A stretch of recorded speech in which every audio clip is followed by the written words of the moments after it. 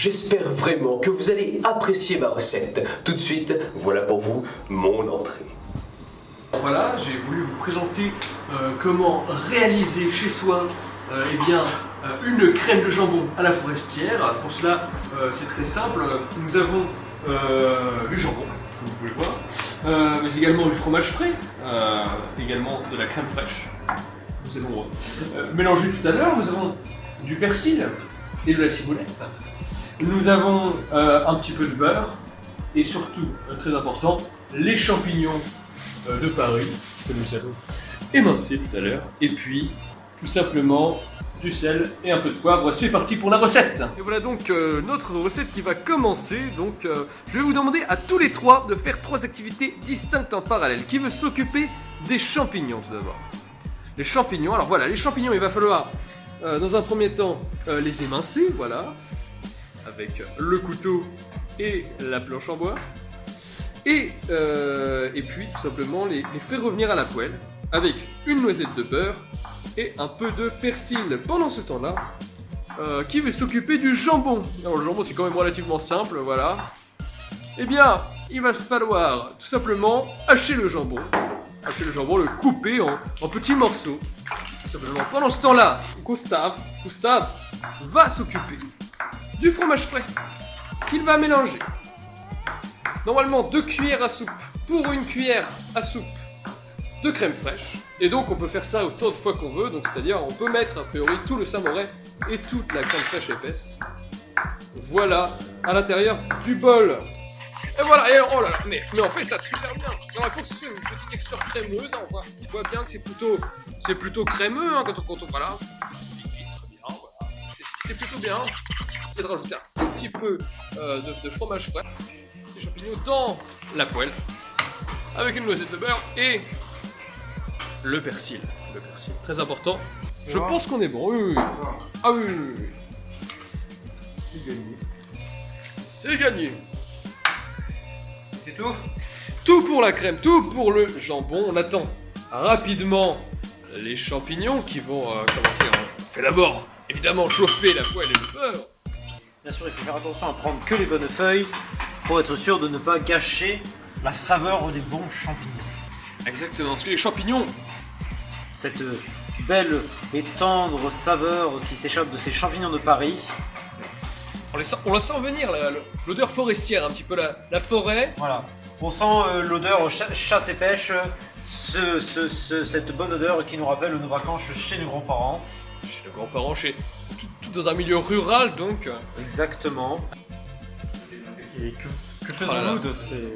Ah, c'est magnifique. de ce jambon? Eh bien, figurez-vous, alors je vous explique un petit peu la suite de la recette pendant que Jean-Charles s'attelle à la suite. Alors, nous allons disposer au fond de ces verrines une petite couche de champignons.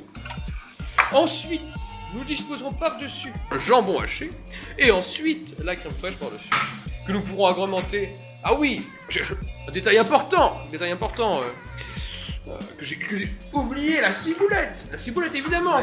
La ciboulette qu'il faut ciseler au-dessus de la crème pour lui donner ce petit goût aïe-finziable qu'on recherche un petit peu, le côté rural de la recette. Tout ça, les poivrés, ce sera plutôt pour les champignons. Je vais juste finir d'utiliser la planche pour mon persil pour le hacher. Alors, je vais faire un petit zoom sur ce hachage de persil. Maîtrisé avec brio, attention technique.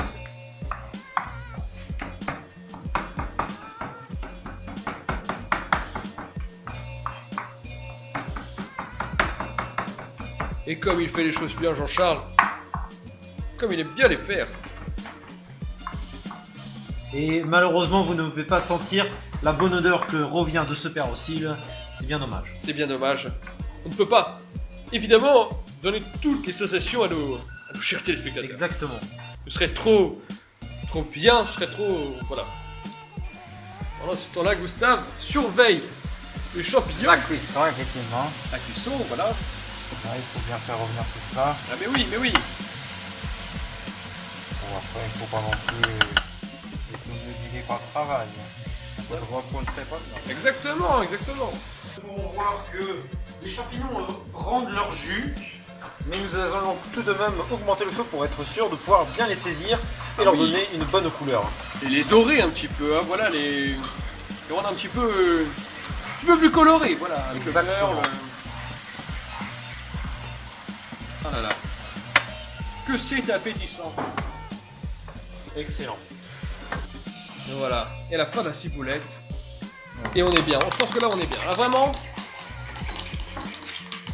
Alors, il restera juste à saler cette préparation, cette... Bah, c'est la crème. Oui, oui, la crème est déjà salée. Une pincée de sel, pas plus. Toute petite pincée, voilà, c'est ça.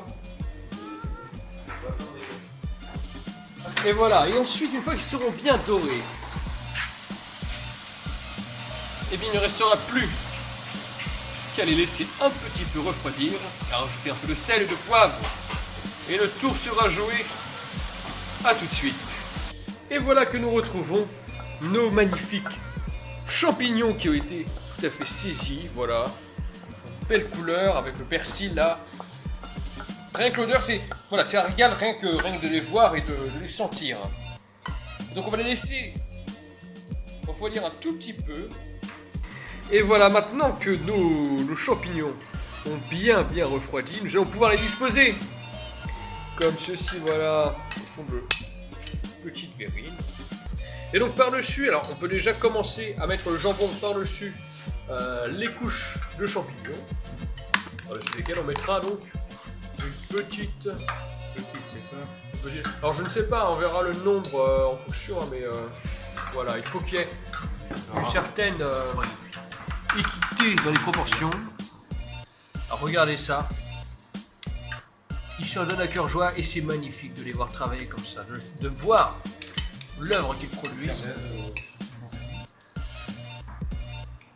Est-ce que nous pouvons remettre une autre couche de jambon Mais par-dessus? pourquoi pas? C'est une excellente idée. Je pense même que ça pourra ravir les plus gourmands d'entre nous.